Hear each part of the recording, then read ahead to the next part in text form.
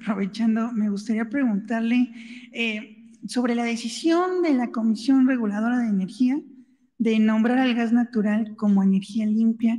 Creo que es fundamental, pues, preguntarle su opinión porque varios portales de geoestrategia, de energía a nivel internacional dicen que, pues, el gas natural forma parte de la transición energética. Entonces, me gustaría saber su opinión al respecto, presidente. Esto ya lo han hecho a nivel internacional, porque pues una cosa es lo deseable y otra cosa es lo posible.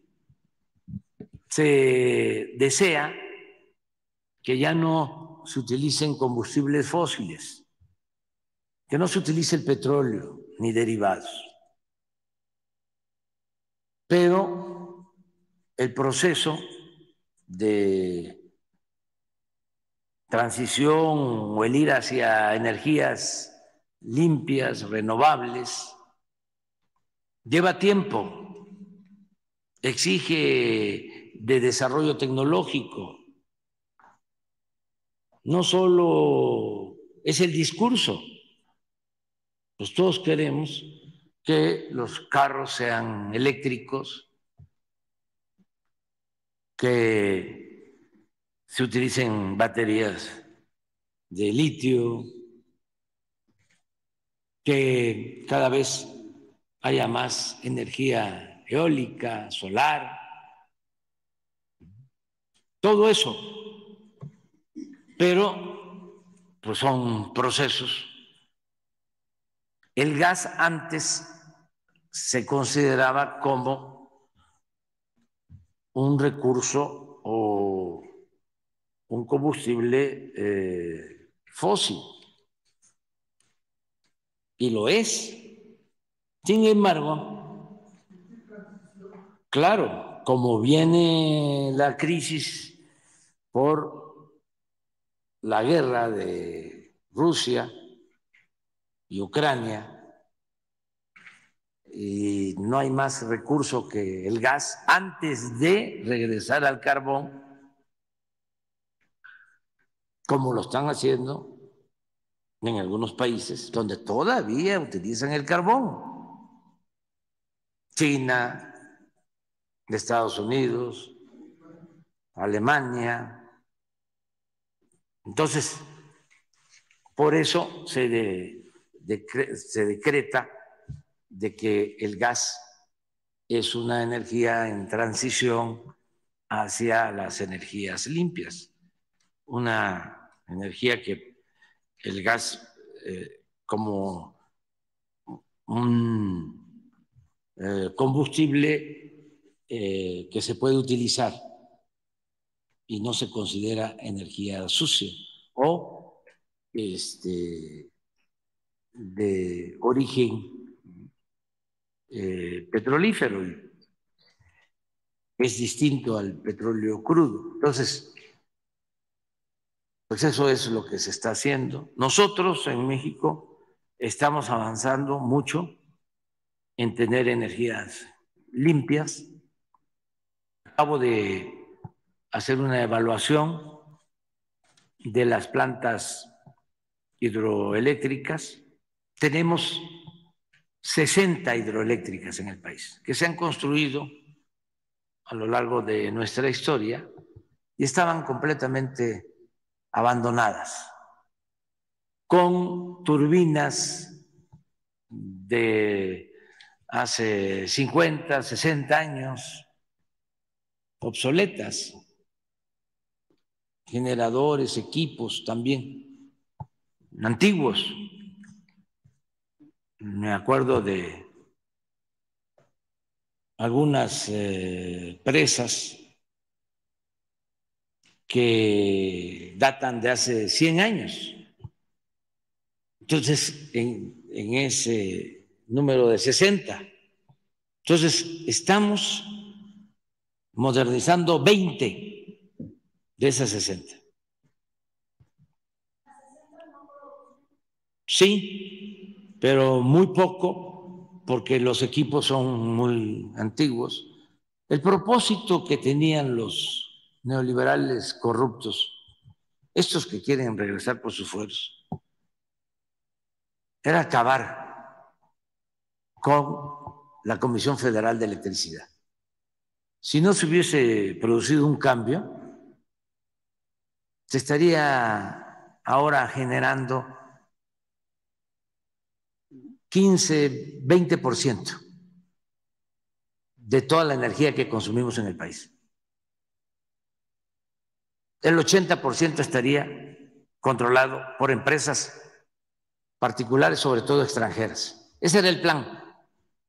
Lo mismo que en el caso del petróleo. 15 años de caída en la producción consecutivos. Si no hubiésemos intervenido en el caso del petróleo, estaríamos ahora comprando petróleo crudo.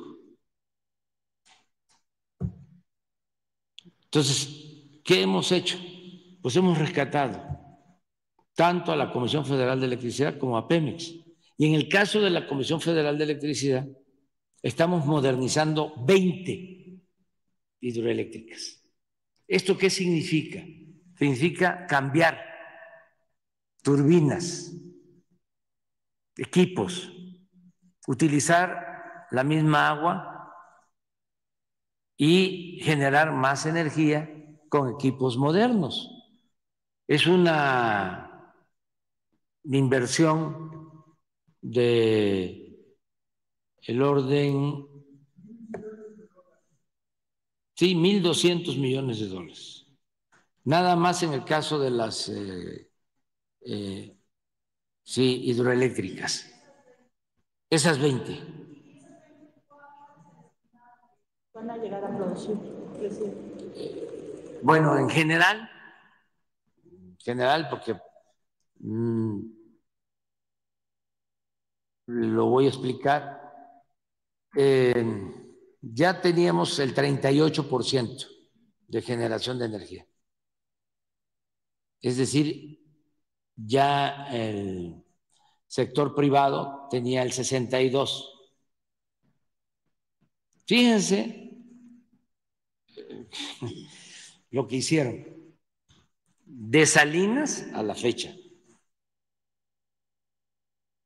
Porque Salinas fue el que comenzó con la entrega de concesiones,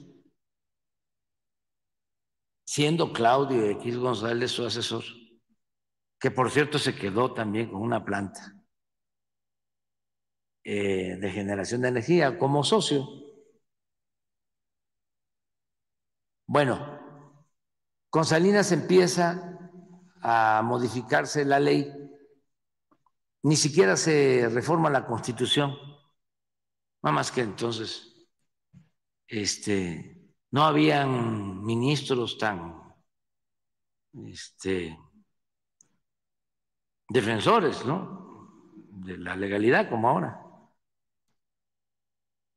Entonces, con una reforma a la ley secundaria, empezaron a dar permisos.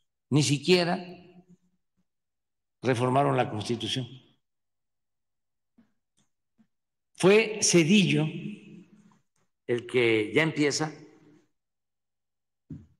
utilizando ese marco legal, a entregar las concesiones.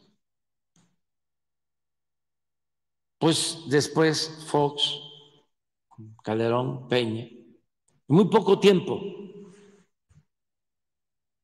hasta Zedillo, hasta mediados del gobierno de Zedillo, toda la generación eléctrica estaba a cargo de la Comisión Federal de Electricidad. Y desde Zedillo hasta que llegamos nosotros, se entregaron concesiones a particulares. Y por todo lo que hicimos, logramos detener la caída, pero de todas formas, solo teníamos el 38%. Acuérdense que quisimos reformar la ley eléctrica y salió un juez que estaba al servicio, está, de las empresas eléctricas extranjeras, como todo el Poder Judicial, y concedió amparos. Y ha sido una lucha tremenda, porque estos grupos de intereses son los que dominan en el Poder Judicial. Tienen a su servicio a los jueces, a los magistrados, a los ministros.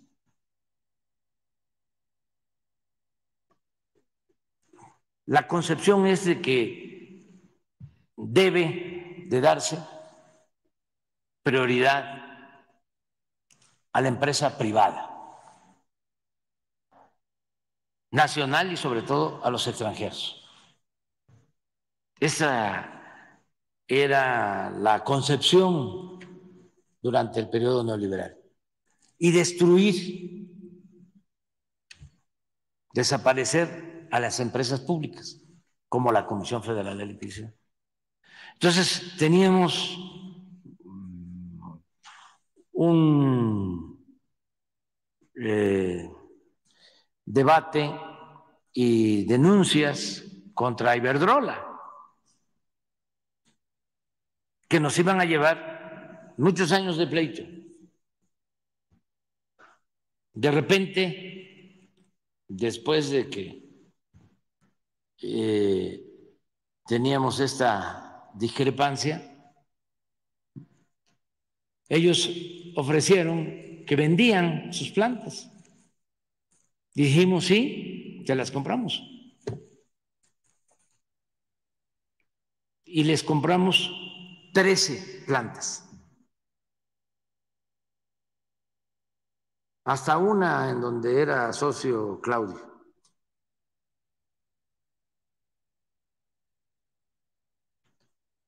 Tamazunchale, allá en San Luis Potosí. Y Córdoba Montoya, el que fue asesor de Salinas. Vamos. Y pasamos del 38 al 55% de generación. Por eso hablé de la segunda nacionalización de la industria eléctrica. Es una inversión de 6,000 millones de pesos, de dólares. Bueno, ya estamos en 55, pero además con la modernización de las 20 hidroeléctricas y estamos construyendo 12 de ciclo combinado,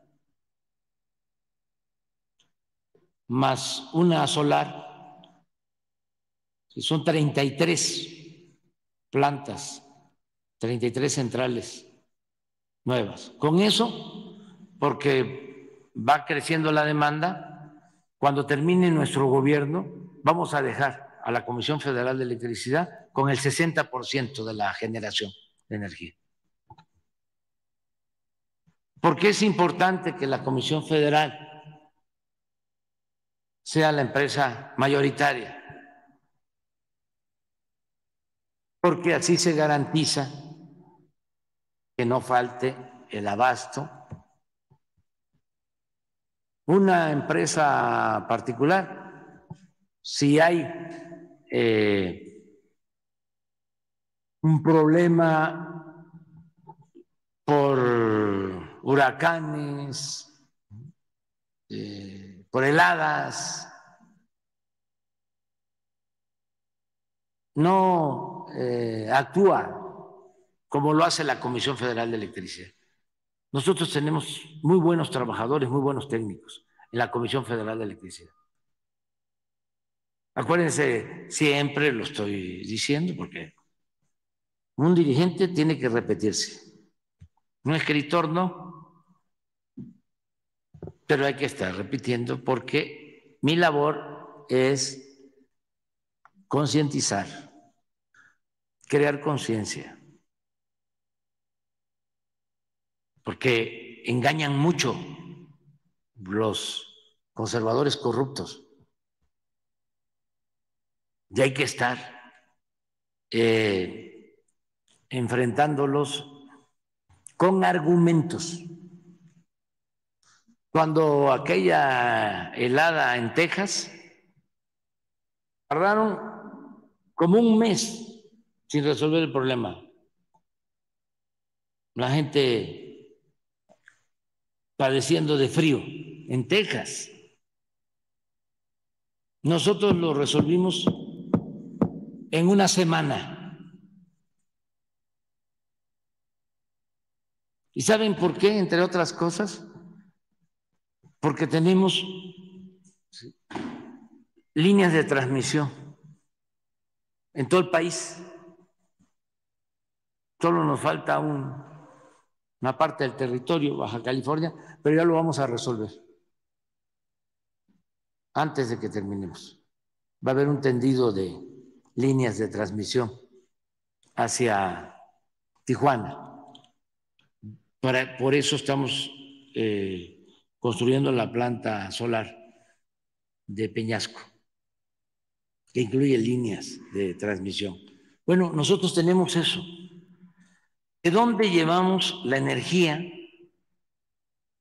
al norte cuando es emergencia? De las hidroeléctricas de las presas del Grijalba. Porque lo importante de las hidroeléctricas es que se echan a andar en una hora y están generando. Lo que no sucede con las eólicas y con las de ciclo combinado, ni solares. ¿Qué habían hecho estos irresponsables, corruptos, neoporfiristas? Habían decretado de que la energía que se produce en las hidroeléctricas, la energía que se produce con agua, no era energía limpia.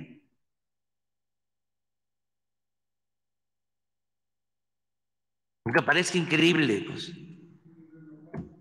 y que no era renovable. Entonces, todo porque lo que predominaba eran los negocios, los business.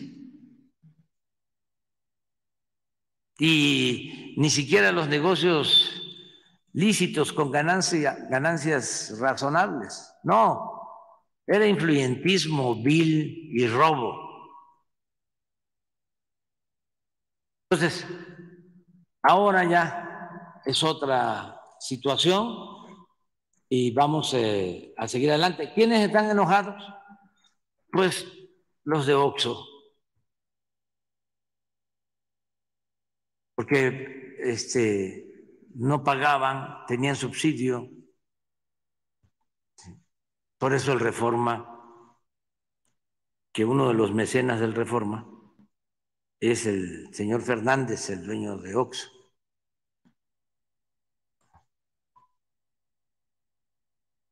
Y ese es el papel, ¿no?, de la prensa conservadora. Que le vaya mal a la Comisión Federal de Electricidad, que le vaya mal a las empresas públicas.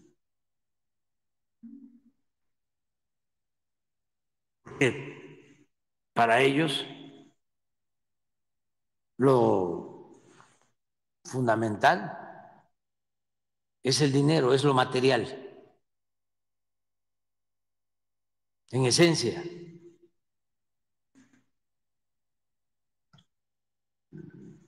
Nosotros sostenemos que nada humano nos es ajeno, pero somos distintos. Y además nos sentimos muy orgullosos de cómo somos.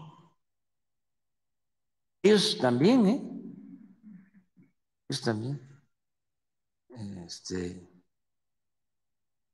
porque pues son convicciones y qué bien que no haya un pensamiento único, que cada quien piense como quiera, nada más que antes, cuando dominaba este grupo oligárquico, que eran los dueños de México, además de todas sus fechorías,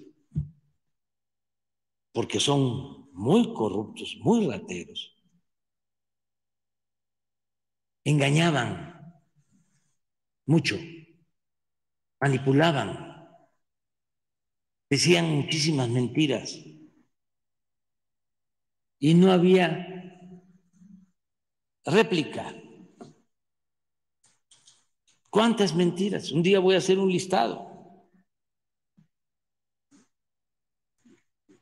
Decían que el problema de México era porque no pagaban impuestos los de la economía informal, los del comercio ambulante, los que acomodan los carros, los viene. Cuando ellos eran los que no pagaban impuestos, los potentados, no pagaban impuestos las empresas más importantes de México, ni los bancos, pero se atrevían a engañar. Vamos a aceptar, como dicen los abogados, sin conceder, que se incrementara el padrón de contribuyentes, entraran todos los vendedores ambulantes y los que se buscan la vida como pueden en la calle. ¿Cuánto se iba a obtener de ingresos? Pues muy poquito, casi nada. Pero ¿cuánto se les condonaba de impuestos a los de arriba? 50, 100 grandes corporaciones, 200, 300 mil millones de pesos.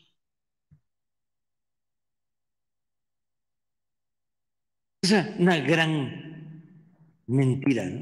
Un gran engaño. Otro, si aumentas el salario,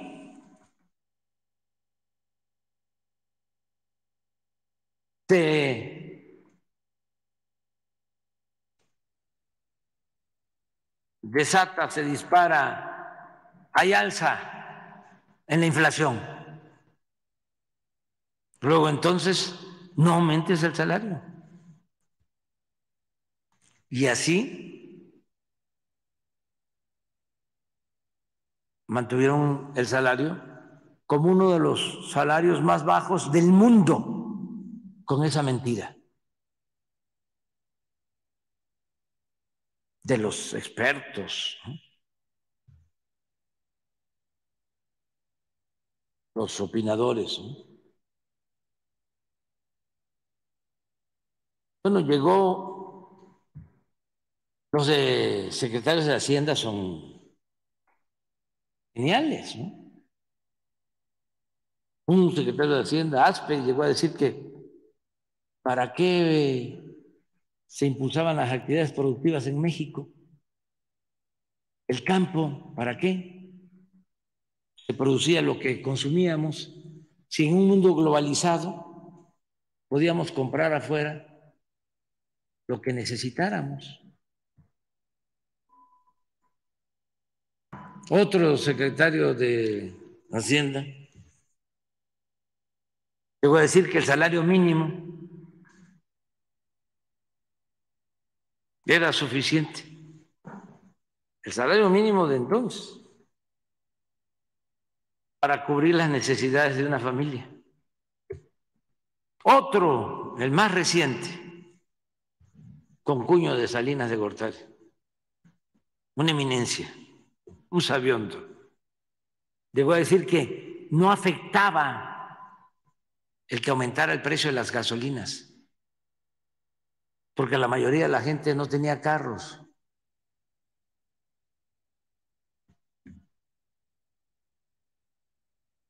Es real.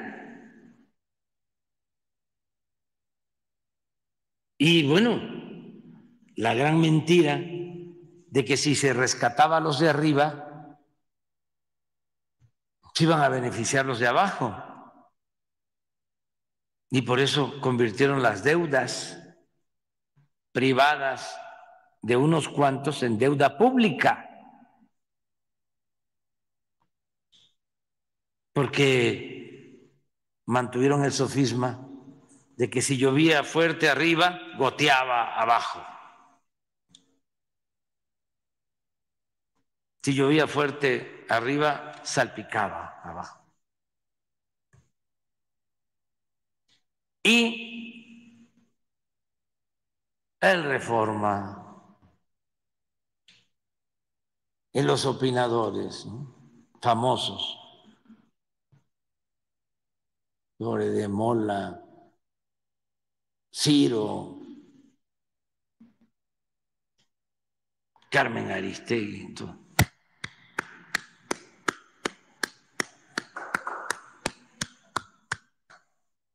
Aplaudir y callar como vasallos. Por eso estamos viviendo tiempos interesantes, ¿eh? No podemos quejarnos, porque yo creo que desde la época de Madero no se tenía una prensa tan agresiva en contra del gobierno y del presidente. No podemos quejarnos, no hay tiempo para aburrirnos, para bostezar. Estamos viviendo tiempos interesantes, yo diría estelares en la vida pública, ¿no? Pero bueno, adelante.